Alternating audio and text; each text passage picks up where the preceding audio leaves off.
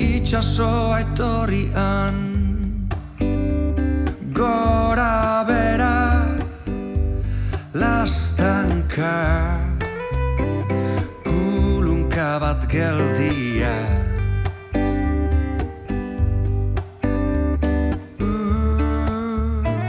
Atzoko malekoia. Hortza da LGTB beste lar batzuen artean, famili, sexu eta genero aniztasun sentsibilizazioan lan egiten dau. Helburu honetan beharrezkotzat jotzen dugu unibertsitate sistema tartean sartzea.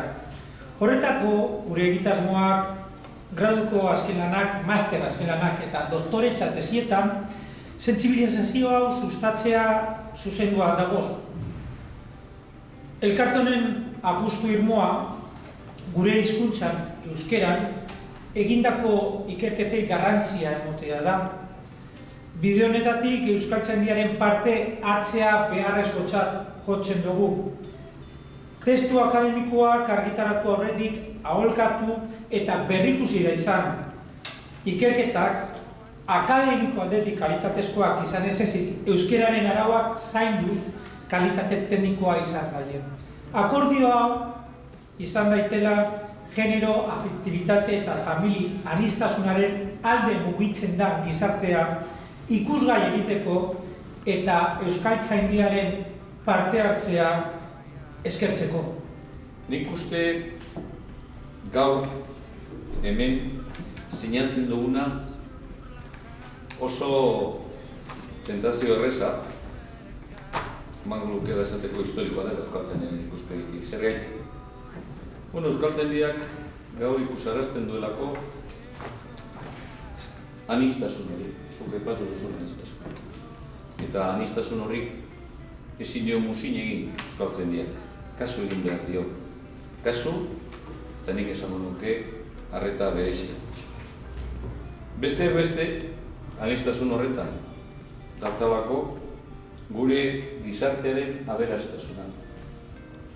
Eta aniztasun hori oinarri hartu behar dugulako gure lan eta ahaleginetan.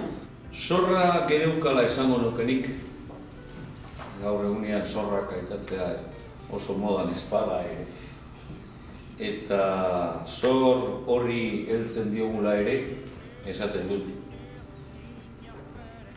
Aintzina, aurrera, aukera izango dugulako, gaur sinatu dugun hitzarmen honen barnean, une berri bat sortzen.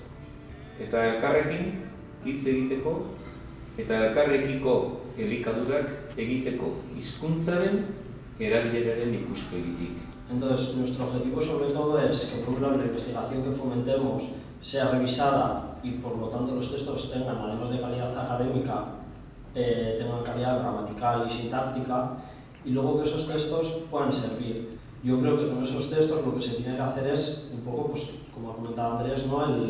el ir analizándolos y viendo cuál es la definición que se puede repetir más habitualmente, no solo en el ámbito académico, sino también en el ámbito social.